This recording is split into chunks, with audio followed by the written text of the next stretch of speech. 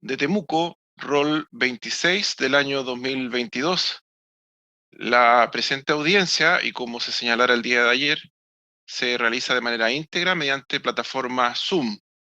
El tribunal, al igual que en las jornadas anteriores, compuesto por los magistrados señores Wilfred Silva Zamorano y don Leonel Torres Lavé, y quien preside esta audiencia, Roberto Herrera Olivos. Han comparecido también mediante esta plataforma electrónica el señor fiscal adjunto de Temuco. Señor fiscal, buenos días. Muy buenos días, su señoría, señor presidente. Por la Fiscalía comparece el fiscal adjunto Miguel Ángel Rojas. Le acompaña el fiscal Raúl Espinosa Pinto. Buenos días, señores fiscales. Vamos con la individualización en el orden ya preestablecido desde el inicio del juicio. Querellante número 1. Buenos días, magistrado, colegas, abogado querellante Sergio Gómez Villar. Por la querellante número 2. Buenos días, colega. Buenos días, magistrado. Alejandro Guzmán Díaz. Buenos días, magistrado. El abogado Víctor Marcelo Toledo Machuca. Buenos días, magistrado. Abogada Silvana del Valle Bustos. Buenos días, magistrados. Por la querellante 2, Constanza Molina San Martín. Buenos días, su señoría. Por la misma parte, Carlos Cajardo Pinto, ya individualizado. Querellante número 3. Buenos días, magistrado, y a todos los asistentes. Ignacio Celedón Bulnes, por querellante número 3. Buenos días a todas, a todos. Señoría, por la querellante número 3, abogada Manuela Arroyo Letelier. Querellante número 4. Buenos días, su señoría. Por la querellante número 4, Juan Carlos Pascual Robín. Buenos días, magistrado. También por la querellante número 4, abogada Soraya Herrera Bascur. Saludamos también a los señores abogados defensores. Por la defensa, el señor Pradenas. Buenos días, su señoría. Por la defensa comparece Beatriz Bertrán Blaskovich. Buenos días, señoría. Por la defensa de Martín Pradenas comparece la abogada Rosemary Contreras Alberti. Buenos días, señoría. Por la defensa de Martín comparece el abogado Juan Javier Jara Miller. Buenos días, señoría. Por la defensa también Gaspar Antonio Calderón. Presente también en esta audiencia de comunicación de veredicto el acusado, señor Pradenas Dur. Buenos días, don Martín. Buenos días, señor magistrado. Martín Nicolás Ignacio Pradenas Dur. Buenos días. Bien, como ya es conocido de los intervinientes, el tribunal dará a continuación a conocer el veredicto recaído en esta causa, y para tal efecto daremos la palabra al magistrado señor Leonel Torres Lavé, quien además se encuentra a cargo de la redacción del fallo. Magistrado Lavé tiene la palabra. Gracias, colega presidente. Junto con saludar a los intervinientes, voy a dar lectura al acta de deliberación, que es del siguiente tenor. Temuco, 6 de agosto de 2022. Se ha llegado a la etapa de decisión en este juicio oral, que fue tramitado en 32 jornadas de intensa litigación, el cual fue llevado a cabo de manera reservada con el objeto de proteger las identidades de las víctimas, disminuyendo en lo que a nuestra competencia corresponde la posibilidad de revictimización y exposición mediática de las ofendidas en esferas ajenas al juicio, favoreciéndose con ello su comparecencia al tribunal y la prestación de sus testimonios, libres de toda presión e influencia, sin que se haya permitido ventilar información probatoria, por entender este tribunal que deben prevalecer los derechos de las afectadas, más aún tratándose de una investigación que dice relación con la esfera íntima de las personas y sus familias. Por lo demás, ello favorece el desempeño de las y los abogados en una correcta litigación, como también de la judicatura, pues hay un debido proceso que debe respetarse a todo evento. En el ámbito probatorio, la Fiscalía y querellantes, para fundar sus acusaciones, presentaron en estrados las declaraciones de 42 testigos y 17 peritos. Por su parte, la defensa hizo comparecer a 8 testigos y a 3 peritos. En este juicio se recibieron además pruebas de la más variada índole, evidencia material, videos, audios y pericias análogas, y todo ello en un juicio semipresencial que se desarrolló utilizando toda la tecnología disponible por parte del Poder Judicial, asegurando el ejercicio de los derechos probatorios de todos los intervinientes, en lo que fue fundamental el notable desempeño del equipo de funcionarios y funcionarias de este tribunal. En cuanto al objeto de la presente audiencia, cabe mencionar que las tesis de los intervinientes se han trabado en el ámbito teórico, probatorio y dogmático penal. Se escuchó cada una de sus alegaciones y luego de las fases procesales de rigor, se declaró cerrado el debate y estos jueces, acto continuo, entraron en deliberación, ponderando las pruebas conforme a la sana crítica, esto es, con libertad, pero reconociendo como límites a dicho ejercicio los principios de la lógica, las máximas de la experiencia y los conocimientos científicamente afianzados. Todo ello para determinar en cada caso si se ha cumplido o no la promesa probatoria y teorías del caso presentadas por las y los abogados de las partes. En este punto, y antes de dar respuesta a las pretensiones de los intervinientes, conviene dejar en claro que juzgar con perspectiva de género no es una cuestión desconocida por el tribunal, sino que por el contrario, se estima como un método o herramienta metodológica que permite erradicar las desigualdades de género en el caso concreto, teniendo a la vista los posibles sesgos que pueden afectar la decisión judicial. Así, derrotar estereotipos fundados en falsas creencias y en la asignación de roles equivocados. Todo ello en orden a superar entre los intervinientes la simple igualdad formal y asegurar la aplicación de una igualdad material en la decisión judicial, evitando acciones interesadas, favoritismos u hostigamientos, obligándose al tribunal a motivar la sentencia en argumentos objetivos y razonables. Teniendo presente el fenómeno de discriminación al que se ven enfrentadas las mujeres, en especial cuando son víctimas de delitos sexuales, lo que evidentemente ha guiado muchas de las conclusiones venideras. Todo lo anterior se ha tenido en cuenta en la deliberación judicial, que en todo caso no libera a los acusadores de su imperativo procesal de rendir las pruebas idóneas y necesarias para dar por configuradas las pretensiones penales que constan en el libelo acusatorio, con el objeto de lograr en el tribunal una convicción más allá de toda duda razonable respecto a la existencia de los delitos y participación culpable del acusado, conforme al estándar y sistema probatorio penal vigente. En esta labor, estos jueces, para efectos metodológicos, y pido atención, han ordenado sus conclusiones de la misma manera en que se rindió la prueba en el presente juicio oral, comenzando por el hecho número 6 y continuando luego con los hechos 1, 2, 3, 4 y 5. En cada caso, luego de mencionar la decisión respectiva, se expresará de manera sintética la relación probatoria que fundamentó el proceso de valoración judicial en cada capítulo acusatorio, para posteriormente entregar argumentos de carácter transversal a todos los casos objeto del presente juicio oral. Primero, respecto del hecho número 6, que afectó a la víctima de iniciales A, R, V, P, se concluyó por unanimidad que se han logrado acreditar los hechos por los cuales acusó la Fiscalía con las adecuaciones siguientes. Con fecha 18 de septiembre de 2019, entre las 06 horas y las 09 horas aproximadamente, en el exterior del supermercado Líder, ubicado en Avenida Bernardo Higgins, número 964 de la comuna Pucón, el imputado Martín Nicolás Ignacio Pradenas Dur, aprovechándose que la víctima ARVP, nacida el 3 de diciembre de 1998 y de 21 años a la época de los hechos, se encontraba incapacitada para oponerse, producto de su estado de ebriedad, procedió a ejecutar actos de significación sexual y de relevancia jurídica en su contra, besándola en su zona vulvar. Posteriormente, el mismo día y dentro de la misma franja horaria señalada, al interior de la vivienda emplazada en calle Arauco, número 343 de la comuna Pucón, el imputado, aprovechándose de la víctima ARVP, que se encontraba incapacitada para oponerse producto de su estado de ebriedad, procedió a accederla carnalmente vía vaginal. Estos hechos configuran los elementos típicos de los delitos de abuso sexual de mayor de 14 años previsto y sancionado en el artículo 366 en relación con los artículos 366 ter y 361 número 2, todos del Código Penal. Y violación de mayor de 14 años, ilícito previsto y sancionado en el artículo 361,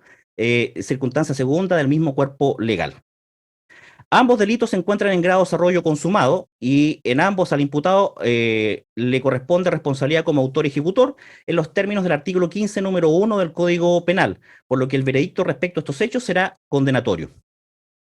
Para lograr convicción respecto de la ocurrencia de los hechos antes citados, se tuvo en consideración principalmente y sin perjuicio de lo que se detallará en extenso en la sentencia de rigor, la prueba rendida por los acusadores según los hechos presentados por la Fiscalía. Al respecto, cabe mencionar que los querellantes del caso no lograron con su prueba específica y la compartida con el ente fiscal la acreditación completa del extenso relato fáctico presentado en su acusación particular, sino solo en algunos aspectos, teniendo presente además que la competencia del tribunal está limitada a determinar la procedencia o no de figuras penales expresamente tipificadas en la legislación del ramo, resolver la absolución o condena, dependiendo de la prueba que se produzca en el juicio oral. Y en su caso, fijar las penas que resulten procedentes, conforme también a la misma normativa penal, según se explicará en el fallo respectivo. Entrando derechamente en la ponderación probatoria de la tesis fiscal, se partió de la base del relato de la propia víctima, ARBP, cuya versión ha trascendido a su existencia física y ha sido posible por este tribunal escuchar su versión de los hechos de los que fue víctima, lo que constituye un primer indicio probatorio en esta causa a través de la prueba de naturaleza digital,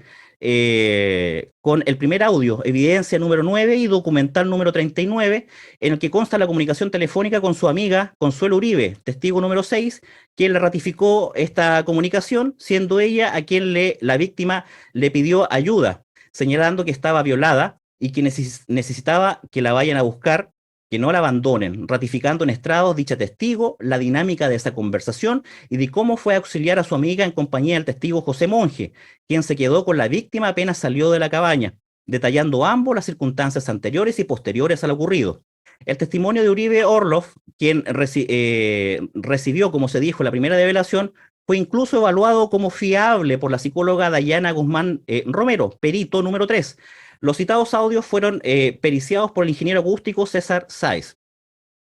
La versión de la víctima también quedó plasmada adicionalmente en otro audio, evidencia número 7, que fue grabado por el testigo Rodrigo Canario, expareja de esta, quien reconoció tal circunstancia en estrados y en los cuales consta que ella le develó la agresión sexual de la que fue víctima el 18 de septiembre de 2019. Las circunstancias en las que se produjo su incapacidad para oponerse y todo el sufrimiento que le causó y que luego detonó su fatal desenlace. A partir de ello, luego de su fallecimiento e iniciada la investigación penal, se comenzó la recopilación de indicios que fueron detallados e incorporados en estrados por la oficial del caso, Marcela Calderón, testigo transversal número 1, quien en 4 jornadas dio cuenta de las principales diligencias realizadas en cuanto al relato de testigos, levantamiento de evidencia y fijación de los sitios del suceso vía fotográfica, labor ejecutada por el perito Rodrigo González Rojas. Cabe señalar que la oficial policial presenció la declaración del acusado y la versión que éste entregó, respecto de la cual, con las diligencias realizadas, pudo contrastarla con la prueba obtenida, dejando en evidencia en el juicio que el acusado omitió la dinámica de hechos que configuran el primer delito y luego le dio una significación de acto consentido al segundo de los delitos imputados. Todo lo cual no encontró correlato con la prueba de la Fiscalía, que permitió dar por configurado un delito de abuso sexual contra la víctima ocurrido en el perímetro supermercado Líder de Pucón, y acto continuo de la violación cometida en su contra dentro de la cabaña ubicada en calle Arauco número 343, al que fue conducida la víctima por el acusado aprovechándose de su imposibilidad de oponer resistencia. Se recabaron los testimonios de diferentes grupos de testigos, tanto del círculo cercano de la víctima, del círculo cercano del acusado, y los dichos de otros testigos que tuvieron diversa participación en los hechos, muchos de los cuales se presentaron en estrados y que fueron valorados conforme a su particular mérito y que entregaron elementos de corroboración, ratificación y ratificación de la postura acusatoria. En dichas labores también participó el oficial policial Sepúlveda Bañares, testigo transversal número 2, quien tomó diversas declaraciones y además analizó los archivos extraídos desde el computador y el teléfono del acusado. Consta además la evidencia tecnológica, dentro de la que destaca el video de seguridad del supermercado Líder, evidencia número 10, levantada por el policía Alexis Díaz, testigo número 13, evidencia que se estimó como prueba base a partir de la cual se dio por acreditado el hecho de abuso sexual, en la que aparece la agresión sexual desplegada por el acusado en contra de la víctima, conforme a los hechos descritos en la acusación fiscal. Dicha prueba de naturaleza digital fue exhibida a la Guardia de Seguridad que realizó las grabaciones de los hechos de Walda Riquelme. Dicha probanza fue periciada por el médico legista Rodrigo Cabrera, junto a otros profesionales del área, pudiendo afirmar en conjunto con la psiquiatra Tamara Peldosa que la víctima en ese escenario presentaba indicios de estar bajo los efectos de una sustancia depresora del sistema nervioso central y en consecuencia tenía una capacidad disminuida de oponer resistencia activa y consentir en la esfera de lo sexual. A todo lo que se suman los testimonios que dieron cuenta del estado de ebriedad en el que se encontraba la víctima. Más allá de los testigos antecitados, otros relatos como el dado por Emilio Govich y Felipe Inostroza, siendo reafirmado por múltiples testigos que conocían personalmente a la víctima y que vieron su estado el día de los hechos en la evidencia aportada a lo largo del juicio. Respecto al segundo de los hechos, además de la develación referida precedentemente, los testimonios de todos los que la presenciaron, se acreditó la dinámica ocurrida dentro de la cabaña, desde el ingreso de la víctima e imputado, lo que fue descrito por la testigo Bárbara Frederiksen, que se encontraba en el lugar, sumado a Consuelo Uribe, quien ingresó al inmueble cuando fue en busca de la víctima e incluso confrontó al acusado, por lo que realizó y relató todo lo ocurrido con posterioridad y dio cuenta del estado emocional de la víctima a causa de la agresión sexual sufrida. Por último, se rindió prueba respecto a estos hechos que rodearon el fallecimiento de la víctima, partiendo desde el testimonio de su madre, Marcela Parra Veloso, quien la encontró sin vida en su domicilio y mencionó las circunstancias anteriores y posteriores, la asistencia recibida por sus vecinos, Mauricio Poblete, Miriam Dusolín. Se presentó por la oficial de caso y el carabinero Marco Muñoz, quien dio cuenta del resguardo del sitio suceso. A su vez, el policía Daniel Araneda refirió las circunstancias del levantamiento de especies de la víctima, dentro de lo que destaca el teléfono personal de la misma, fuente de información relevante en la reconstitución de los hechos. Se introdujo la pericia tanatológica evacuada por la médico legista Lorena Ibacache, que concluyó que la causa de muerte era la del tipo de suicida y que no había evidencias que den cuenta de la intervención de terceros. Paralelamente, respecto de la víctima, se presentó prueba respecto a su situación psicológica, su historia vital, representada por los dichos de su madre y los de su mejor amiga, Danae Bravo Galás, compañeros y amigos ya citados. En la misma línea cuentan los dichos de la psicóloga Paola Palma Vegas, testigo número 15, a la que se adicionó una pericia sobre el último audio que se tiene de la víctima, en que se concluye que ella devela una experiencia traumática sufrida, existiendo concordancia ideo-afectiva entre lo que va relatando y cómo le va afectando. La mujer que relata está afectada por altos sentimientos de culpa y vergüenza, los cuales son concordantes con lo descrito en la literatura respecto de víctimas adultas de una agresión sexual, que manifestó una ideación suicida y que existe una estrecha relación entre la afectación emocional, el daño psíquico que describe y el suicidio que cometió posteriormente. Sobre estos hechos, la parte acusadora particular, además de la prueba mencionada, rindió de forma separada prueba pericial evacuada por María José Valencia Rosales, relativa al dibujo y planimetría de los lugares de interés criminalístico que habrían sido recorridos por el imputado y la víctima. Presentó a Roxana Solar, psicóloga, respecto a un informe pericial que ya ha sido descrito, que ya había sido introducido por otros dos peritos, por lo que se estimó sobreabundante para efectos probatorios. Trajo a estrados al testigo Ruperto López, guardia de seguridad del supermercado Líder de Pucón, el cual presentó un relato altamente subjetivo y fundado en sus propias y personales apreciaciones de los hechos, contradictorio en algunos aspectos respecto a la prueba que sobre ese hecho ya había rendido la Fiscalía. Luego se rindió prueba pericial digital de Rodrigo Parada, quien realizó la extracción de datos del celular de la víctima, mensajes y tráfico telefónico. Se presentó al psiquiatra Pedro Retamal Carrasco, quien realizó un diagnóstico probatorio de la situación emocional de la víctima. Finalmente, toda la valoración probatoria de los medios de prueba mencionados en esta síntesis, como de aquellas que no fueron citados expresamente, será detallada la sentencia de rigor y la misma dinámica metodológica será usado en este veredicto respecto de los demás hechos. Segundo, respecto del hecho número 1, que afectó a la víctima, iniciales P, V, C, Q, se concluye por unanimidad que se han logrado acreditar los hechos por los cuales acusó la Fiscalía con las adecuaciones siguientes. Durante un día del mes de noviembre de 2010, en horas de la tarde, al interior del domicilio particular ubicado en calle Los Arrieros número 1519 de la comuna de Temuco, el imputado Martín Nicolás Ignacio Pradenas Durro procedió por medio de la fuerza a ejecutar actos de significación sexual y de relevancia en perjuicio de la víctima PVCQ, nacida con fecha 2 de febrero de 1994 y de 16 años a la época de los hechos, empujándola fuertemente sobre una cama, subiéndose encima de ella, efectuándole tocamientos en la zona de sus senos y en su zona vulvar. Estos hechos configuran los elementos típicos del delito de abuso sexual de mayor de 14 años, previsto y sancionado en el artículo 366, en relación con los artículos 366 ter y 361 número 1 de nuestro Código Penal. Este delito se encuentra en grado de desarrollo consumado y al imputado le corresponde responsabilidad en calidad de autor ejecutor en los términos del artículo 15 número 1 del Código Penal, por lo que el veredicto de estos hechos será condenatorio.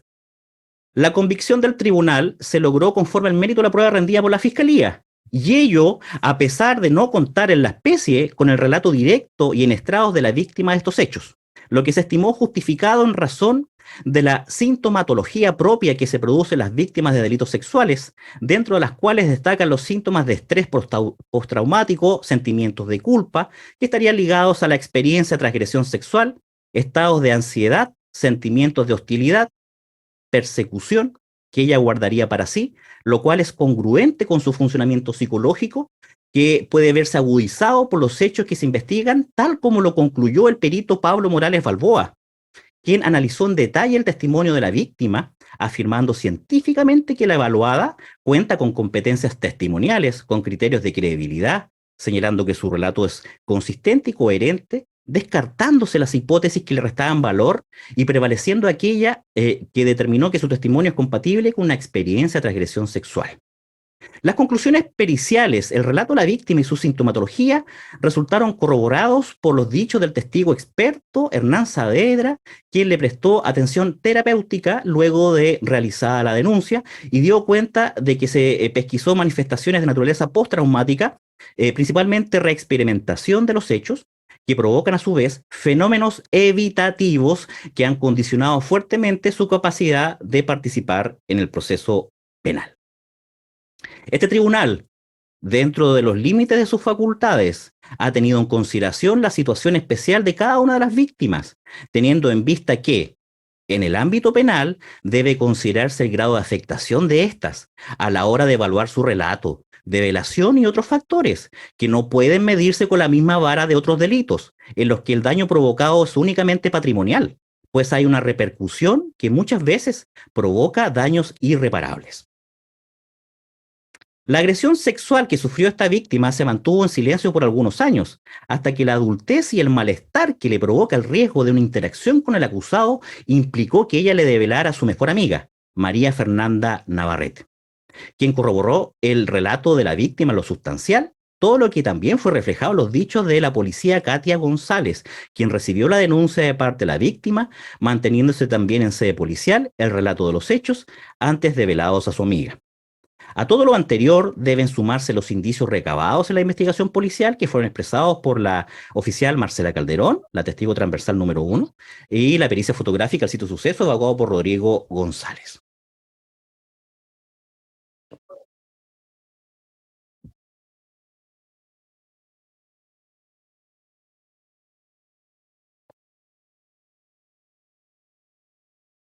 Si me dan un momento, por favor.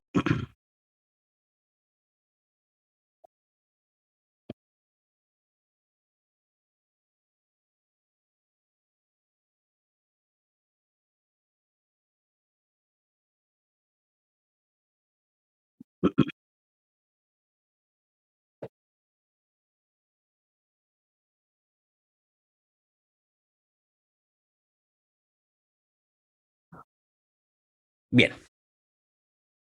Tercero, respecto del hecho número 2 que afectó a la víctima iniciales TVBR, se concluye por unanimidad que se han logrado acreditar los hechos por los cuales acusó la Fiscalía con las adecuaciones siguientes. Durante un día del mes de marzo de 2012, en horas de la noche, en el sector del jardín del domicilio ubicado en Paula Jara Quemada, 01640 de la comuna de Temuco, el imputado Martín Pradenas Dur procedió a ejecutar actos de significación sexual y de relevancia en perjuicio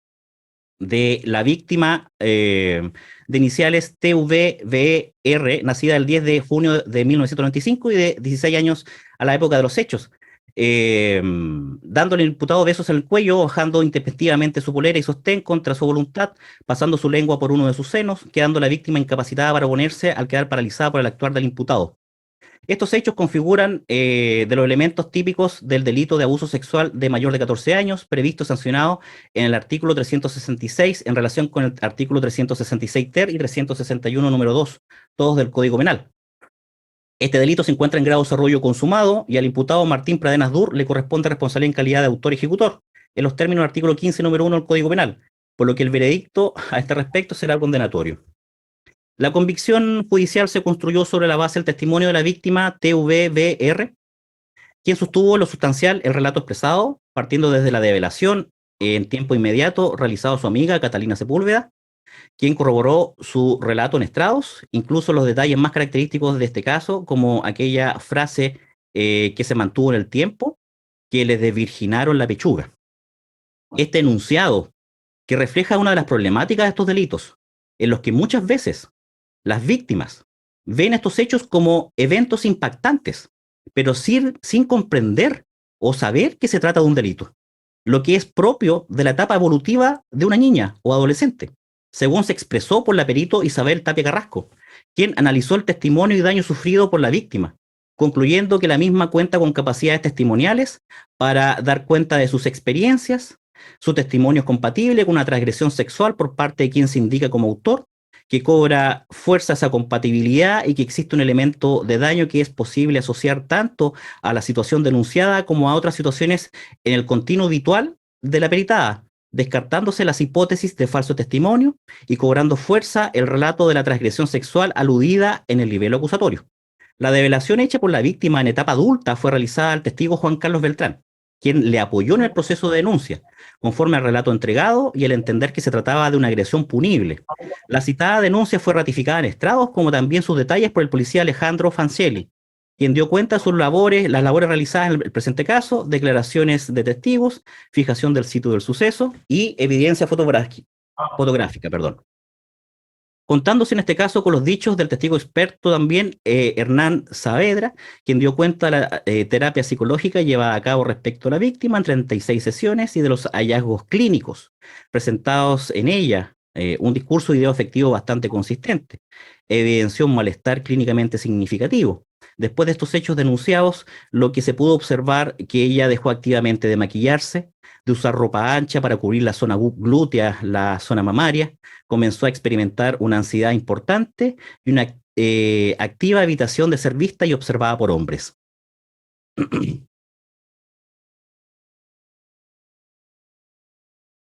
Cuarto, respecto del hecho número 3, que afectó a la víctima CPCU. Se concluye por Torres. ¿Sí? Magistrado Torres, me da un segundo, por favor, disculpe. Solamente hacer la prevención a los intervinientes que están presentes en la audiencia, especialmente a la señora Arroyo y a la señora Molina, que esto no deja de ser una audiencia judicial, celebrada ante un tribunal. Hay que mantener, por favor, el decoro y el comportamiento adecuado que se condiga con la instancia procesal en la que estamos. De lo contrario, con uso de las facultades que tenemos como tribunal, vamos a ordenar el que salgan de la sala virtual. Adelante, magistrado Torres. Gracias, colega presidente. Continúo entonces respecto del hecho número 4. Lo voy a repetir para seguir el hilo. Respecto al hecho número 3, que afectó a la víctima de iniciales CPU-CU, se concluye por unanimidad que se han logrado acreditar los hechos por los cuales acusó la Fiscalía con las adecuaciones siguientes. Durante un día del periodo comprendido entre los meses de diciembre de 2012 y enero de 2013, en horas de la tarde, al interior del domicilio ubicado en calle Los Arrieros, número 1519, de la comuna de Temuco, el imputado procedió por medio de la fuerza y contra la voluntad de la afectada a ejecutar actos de significación sexual y de relevancia en perjuicio de la víctima iniciales CPCU, nacida el 28 de abril de 1999 y de 13 años de edad a la fecha de los hechos, empujándola sobre una cama, subiéndose encima de ella, besándola en la boca, sacándole la polera y el sostén para posteriormente proceder a besar la zona de sus senos.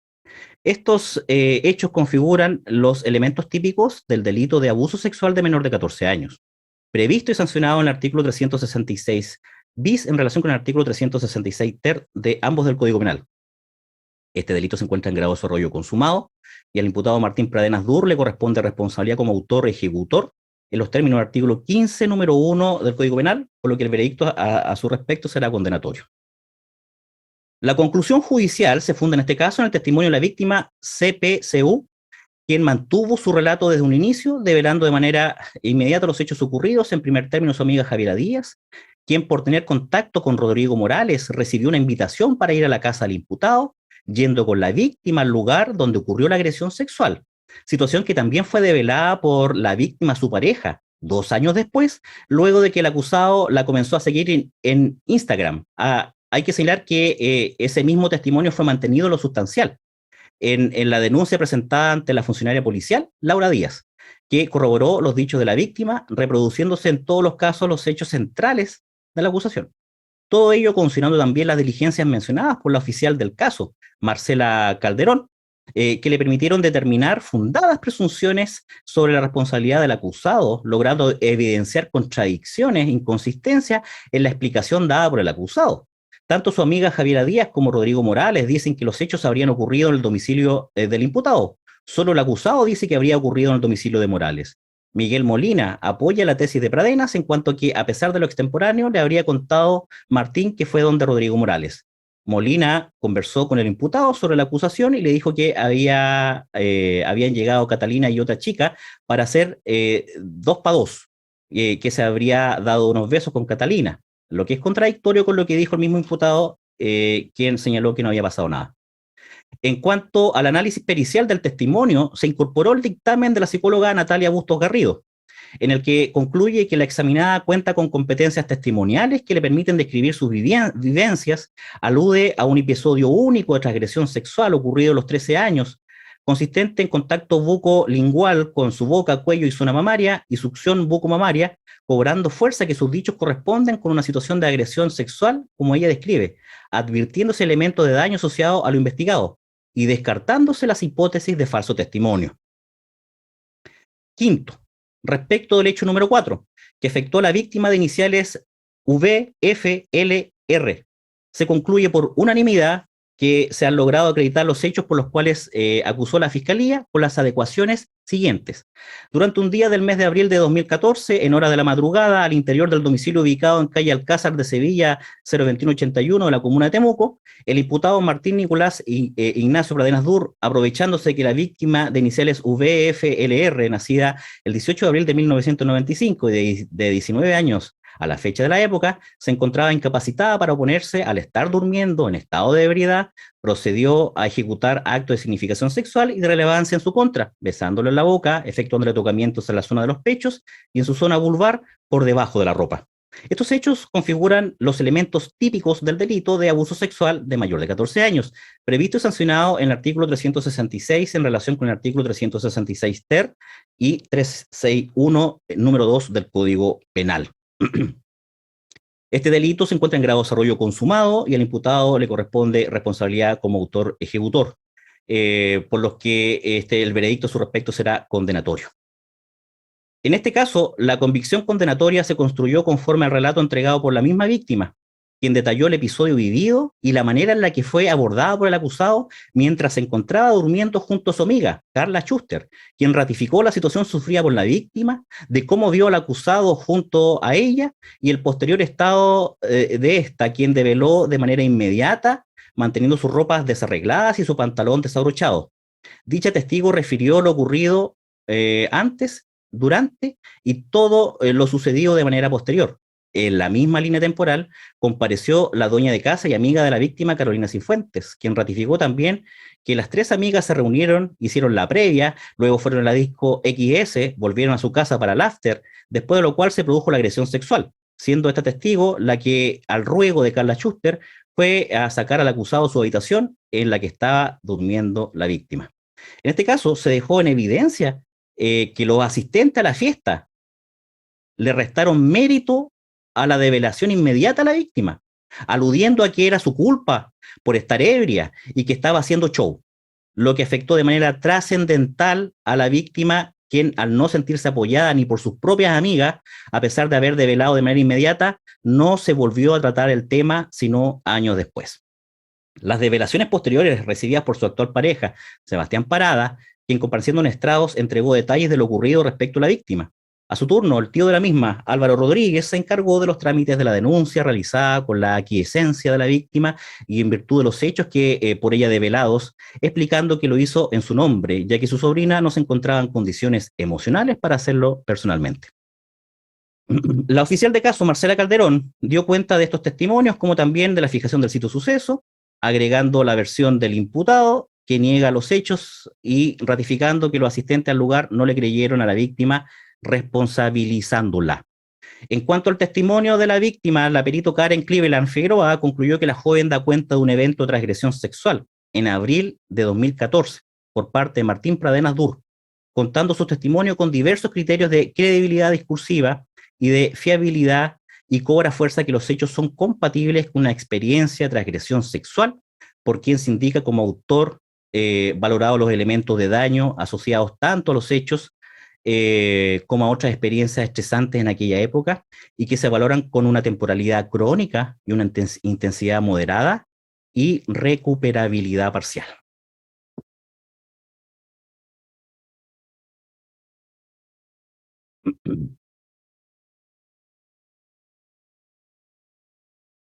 Sexto,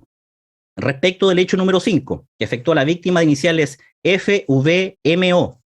se concluye que se han logrado acreditar los hechos por los cuales acusó la Fiscalía con las adecuaciones siguientes. Con fecha 24 de noviembre de 2018, en horas de la madrugada, en el domicilio particular ubicado en calle Los Arrieros 1551 de la comuna de Temuco, el imputado Martín Nicolás Ignacio Pradenas Dur, aprovechándose que la víctima de iniciales FVMO, nacida con fecha 30 de junio de 1998 y de 20 años a la época de los hechos, se encontraba incapacitada para oponerse producto de su estado de ebriedad, procedió a tomarla fuertemente a sus muñecas para posteriormente accederla carnalmente vía vaginal. Estos hechos configuran los elementos típicos del delito de violación de mayor de 14 años, ilícito previsto y sancionado en el artículo 361, número 2 del Código Penal. Este delito se encuentra en grado de desarrollo consumado y al imputado le corresponde responsabilidad en calidad de autor y ejecutor en los términos del artículo 15, número 1 del Código Penal, por lo que a su respecto el veredicto será condenatorio. En el presente caso se tuvo en consideración por el tribunal la prueba contextual que fue rendida en estrados en primer término por la oficial policial Civil Medina, quien recibió la denuncia de parte de la víctima. Ello sin perjuicio de que de manera anterior la víctima le relató estas circunstancias a su madre, la testigo Ledith Ojeda Barría, quien reconoció de los hechos ocurridos de manera general, al menos en un primer momento, atestiguó sobre el estado emocional de la víctima y su negativa a detallar los hechos e incluso denunciar lo ocurrido y toda la sintomatología sufrida posteriormente. En el mismo sentido, respecto a los acontecimientos vividos, la víctima se los contó a la testigo Ailén Enríquez, quien compareció a estrados a ratificar su versión de los hechos. Luego, sobre las circunstancias de la fiesta en la que se produjeron los hechos denunciados, prestaron declaración Florencia Toiber, Sofía Gajardo, quienes dieron cuenta que intentaron irse en conjunto con la víctima, pero ésta habría insistido en quedarse en el lugar, por lo que sus amigas desistieron y se fueron sin ella. La víctima, FVMO, declaró en el juicio lo que le ocurrió en la madrugada del día 24 de noviembre de 2018. Detalló con claridad, sin añadir nada a su relato, estimándose sincero y vivencial,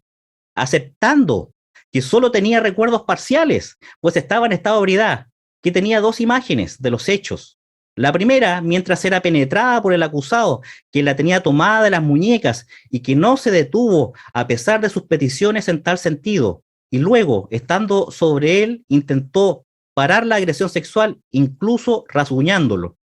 Dicho testimonio, que quizás para la gran mayoría podría ser descartado, conforme al entendimiento colectivo que presume muchas veces un consentimiento en quien se encuentra ebria o quien se va de fiesta, lo cierto es que para analizar este caso y los ya citados, se requiere llevar a cabo un ejercicio orientado a la eliminación de sesgos que dejan a las mujeres en una situación de vulnerabilidad,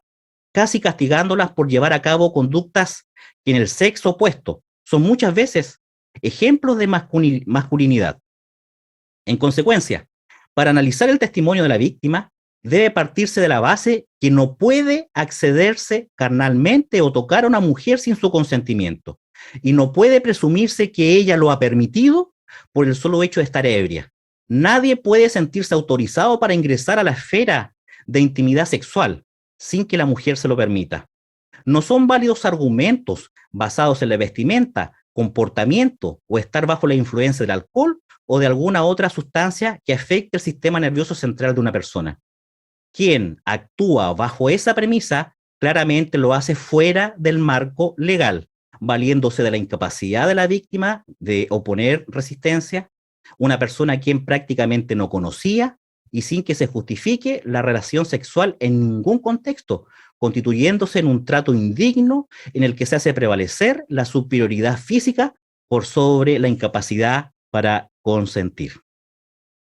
En tal sentido, la víctima relató hechos ocurridos en un contexto de actos no consentidos, llevados a cabo dentro de una especie de bodega, situación que en primer término contó a su madre, pero como una situación imprevista, casi sin tener conciencia en ese primer acto de lo que de verdad había ocurrido. Luego, al ducharse, al ver los rasguños que tenía en su cuerpo, los moretones de sus muñecas, el dolor en su zona vaginal, dándose cuenta en ese momento que había sido violada, señalando que allí el llanto que tuvo fue muy diferente. Entendió lo que realmente había ocurrido y que si bien socialmente quiso bajarle el perfil buscando conseguir la pastilla del día después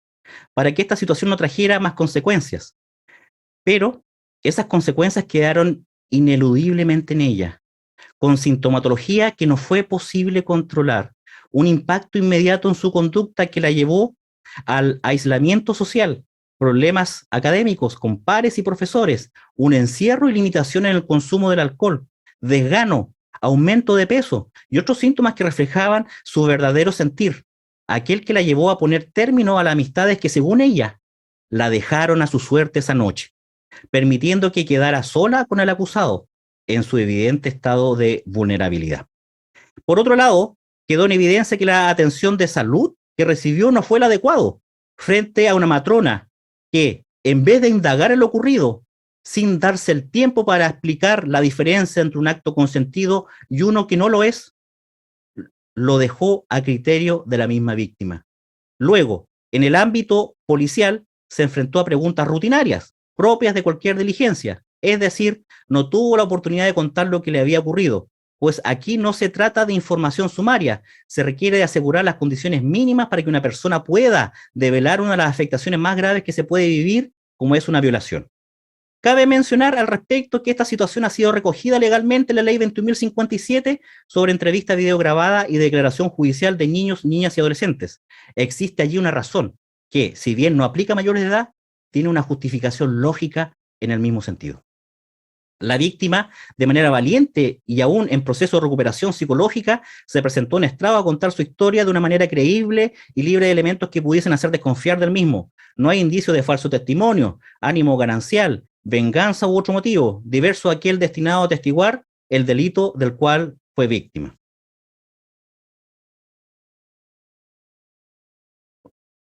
Séptimo, en la misma línea de las conclusiones probatorias ya referidas, se presentaron medios de prueba que se denominaron transversales, ya que se incorporaron antecedentes relevantes respecto a la mayoría de los delitos. Al respecto, ya se ha mencionado la labor del oficial del caso, Marcela Calderón, que dio cuenta de las diligencias policiales realizadas en los casos 1, 3, 4, 5 y 6, sirviendo de enlace entre cada uno de ellos, dando cuenta de las denuncias realizadas, lo relatado por las víctimas, los testigos relacionados con cada hecho. En el mismo sentido, Cristian Sepúlveda Bañares, quien se refirió a los mismos hechos y además señaló las operaciones realizadas respecto al notebook del acusado, detallando su contenido, algunas imágenes recuperadas y que tenían, a su entender, interés criminalístico, en especial algunas imágenes de noviembre de 2018 relacionadas con el hecho 5. Luego, realizó el mismo análisis respecto al teléfono del acusado, categorizando información y destacando aquellas imágenes de relevancia respecto de los casos objeto del juicio. La extracción de esa información desde el computador fue realizada por el perito Rodrigo González Castelli. A su vez, el encargado de dicha operación respecto al celular fue el perito Jonathan Leandro Castillo Llanos. Compareciendo ambos a estrado a explicar su metodología y conclusiones. Luego se presentó una pericia de vinculación de casos desarrollada en estrados por la psicóloga Carla Guaita,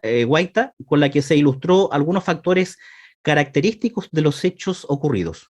Finalmente hay que señalar que hubo prueba que no fue tenida en consideración, sea por impertinente o, en su caso, está relacionada con personas que participaron dando su opinión en programas de televisión sobre elementos probatorios, siendo testimonios que no pueden ser valorados en la presente sede penal. Octavo,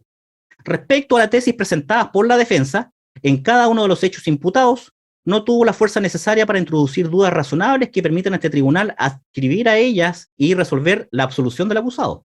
Esta conclusión judicial, que será desarrollada en la sentencia venidera, se encuentra fundada en síntesis sobre la base de la postura que se asumió por dicho interviniente, según consta desde el mismo auto de apertura de juicio oral, donde negó la efectividad de los hechos y sus circunstancias. Respecto del hecho 6, expresó una versión paralela, que no fue acreditada en autos, a pesar del rigor probatorio exigido a la defensa, que es de menor entidad al que se exige a los acusadores. Pues la prueba rendida en juicio por la Fiscalía entregó una serie de indicios a partir de testimonios y luego dictámenes periciales que permitieron concluir que la víctima se encontraba incapacitada de consentir en la esfera de lo sexual, según aparece también de la prueba tecnológica presentada en juicio, que fue complementada por la demás prueba rendida al efecto. En el mismo sentido, la defensa no pudo contrarrestar la fuerza probatoria relativa a la causa de muerte de la víctima, pues a pesar de realizarse una serie de críticas y objeciones a la diligencia de resguardo del sitio suceso, la fijación del mismo, el análisis policial del cadáver y luego la autopsia realizada, presentándose el efecto del perito Williams Aguilar Navarro, cabe señalar que sus conclusiones no tuvieron mérito suficiente para superar la contundencia de la pericia tanatológica de la médica Lorena Ibacache Muñoz, quien ex ante explicó cada una de las razones por las cuales estaba en presencia de un suicidio, conforme a los hallazgos encontrados en el cuerpo de la víctima, descartándose la acción de terceros en el hecho. Por las mismas razones no se asignó valor probatorio a la pericia realizada por Jorge Antonio Aguirre, quien formuló observaciones en cuanto a los supuestos errores cometidos por personal policial en el sitio del suceso, suponiendo que hay elementos que permiten estimar intervención de terceros, lo que en definitiva no tuvo un correlato probatorio que permita desechar la tesis de los acusadores. Dicho perito fue desacreditado en varios aspectos en el contrainterrogatorio, según se detallará. En el mismo sentido, el perito Juan Muñoz presentó conclusiones que no pueden ser valoradas positivamente, ya que fue observado su proceder y al contraste de los acusadores develó las debilidades de su metodología que no permiten asilarse en sus operaciones.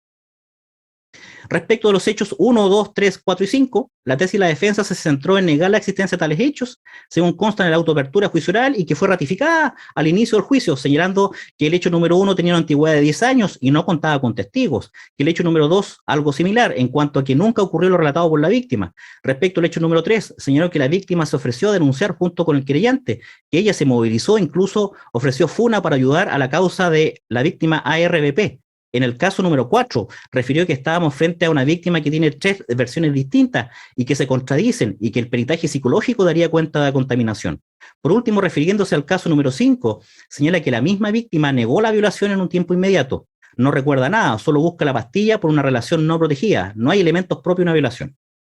En las clausuras realizó una serie de críticas sobre la prueba rendida por los acusadores, dando cuenta de problemáticas en el manejo de especies levantadas y su respectiva cadena custodia, lo que a juicio del tribunal, si bien puede ser observable en lo administrativo, no le quita mérito probatorio a las evidencias recogidas, según se ha resuelto por la excelentísima Corte Suprema en sentencia Rol 14.795-2022 del pasado 20 de julio de 2022. Pruebas que en todo caso fueron reconocidas por los interlocutores y debidamente incorporadas en juicio.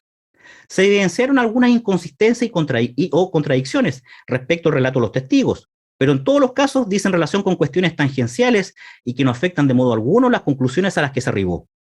Sobre estas aseveraciones, a pesar del ejercicio de la defensa técnica, en rigurosos controles de los testimonios y extensos contrainterrogatorios, sumado a la prueba rendida por la defensa, como se ha ido adelantando, no se logró evidenciar aquellas circunstancias aludidas por la interpretación dada por dicho interviniente, atendida la contundencia de la prueba de los acusadores, que permitieron configurar en cada uno de los casos los elementos típicos de cada uno de los delitos en los que se fundó el libelo acusatorio.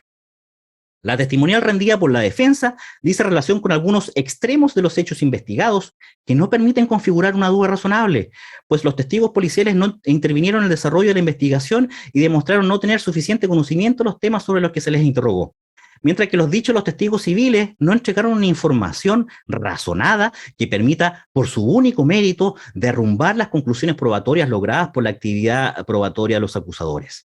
En definitiva, no se logró probar una coordinación sospechosa, una confabulación entre las víctimas y el querellante del caso número 6, tesis deslizada ya expresa, ya implícitamente por la defensa, porque si bien efectivamente estuvieron en contacto, incluso antes de las denuncias, ello no permite invalidar cada uno de los casos, calificarlos de falsas denuncias, de relatos inventados. Este tribunal tiene en consideración, como se adelantó, la perspectiva de género, que permite estimar que la alegación de la defensa en este punto ha sido construida sobre la base de un estereotipo sobre las mujeres como intrínsecamente mentirosas o como intrínsecamente no confiables, creyendo erradamente que es probable que mientan en caso de violencia sexual. Eso es lo que trasciende de su argumentación. Al respecto, debe tenerse presente que estamos frente a 3 víctimas menores de edad, y en ella resulta válido tener la fenomenología de las agresiones sexuales infanto-juveniles, que son un fenómeno de gran relevancia en la actualidad, por la magnitud del problema y el impacto que genera en la sociedad, pero por sobre todo, por el daño psicosocial y las devastadoras consecuencias que provocan en las víctimas. Las agresiones sexuales se consideran una forma de violencia sexual, en la que se incluye como elemento esencial el uso de la fuerza o del poder dirigido hacia fines sexuales y que la víctima no ha consentido. Sobre este punto es relevante traer a colación que las investigaciones dan cuenta de que los niños víctimas a menudo no develan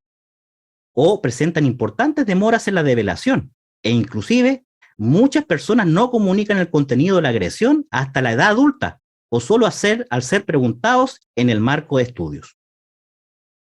Las otras 3 víctimas fueron agredidas mientras se encontraban en la imposibilidad de oponerse, bajo la influencia del alcohol e incluso en estado de somnolencia, circunstancias que no permiten presumir consentimiento, deducirlo, ni dan pase libre para utilizar a la víctima con fines de autosatisfacción sexual, pues está frente a un ser humano cuya dignidad no puede ser sobrepasada por encontrarse ella en esa situación. En todos los casos, el lamentable deceso de la víctima ARBP marcó un lugar seguro, como muchas de las otras víctimas señalaron en estrados, para poder contar lo sucedido sin miedo, lo que tiene sentido desde que existen lamentables factores comunes. 2 puntos. Se normalizó lo ocurrido. Se pensó que era normal recibir ese tipo de tocaciones. Se estimó que nadie les creería teniendo presente que el acusado era una persona popular entre sus pares, que las culparían por exponerse a ese tipo de situaciones. Todo ello es reflejo de una sociedad con graves estereotipos de género. 9. Respecto de la alegación de prescripción de la acción penal respecto de los hechos 1, 2 y 4, será rechazada tal alegación partiendo de la base que, conforme al artículo 96 del Código Penal, la interrupción de la prescripción se fundamenta en la comisión de nuevos crímenes o simples delitos, sin necesidad de que exista una sentencia firme, conforme a lo razonado por Matus, que refiere que nada impide que esa sentencia condenatoria sea la misma que declara la interrupción. El mismo sentido, la excelentísima Corte Suprema, Rol 2876-2019, sentencia del 9 de abril de 2019. 10. Que del mérito de las alegaciones presentadas en estrado y de las mismas probanzas rendidas, se concluye que en la especie no concurren circunstancias modificatorias de responsabilidad penal inherente a los delitos, al no haberse configurado las hipótesis legales invocadas ni reunido prueba idónea al respecto. Todos estos razonamientos, en todo caso, serán desarrollados en extenso en la sentencia que se dictará al efecto. En consecuencia, se dictará respecto al acusado Pradenas Dur sentencia condenatoria como autor de 4 delitos de abuso sexual de mayor de 14 años, 1 delito de abuso sexual de menor de 14 años y 2 delitos de violación de mayor de 14 años, todos en grado de desarrollo consumado, todos ya individualizados en lo precedente. La sentencia, por último, en aplicación del plazo establecido en el artículo transitorio 5 de la Ley 21.394 sobre reforma al sistema de justicia y régimen excepcional, será dada a conocer en la audiencia el próximo viernes 26 de agosto de 2022. 26 de agosto de 2022, a las 14 horas, por vía remota Zoom. Los intervinientes y el acusado deberán conectarse de manera telemática a través de la plataforma digital respectiva. Redactará el fallo quien habla, magistrado Leonel Torres Lavé. 190-111-87-55-5.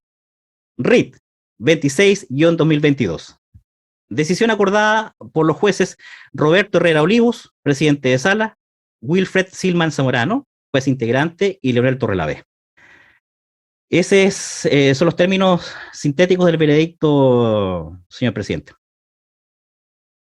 Muchas gracias, magistrado Torres. Los intervinientes entonces se han impuesto del veredicto condenatorio que acoge la tesis de la Fiscalía respecto a todos los hechos por los cuales presentó su acusación. Según lo que dispone el artículo 343 del Código Procesal Penal, corresponde que en este momento se abra debate a ese respecto, el que señala la norma que acabo de citar, y conforme se concordara en las audiencias de coordinación y también se recordara ahora en el inicio de este juicio oral, la transmisión o la publicidad que se había dispuesto en esta causa termina en este momento, ya que el veredicto ha sido comunicado a los intervinientes. A partir de ahora, entonces, la señal de televisión del Poder Judicial deja de transmitir para la adecuada comunicación de lo que es resuelto, y ahora los intervinientes y el tribunal pasamos a la sala privada para discutir al tenor del artículo 343 del Código ya aludido.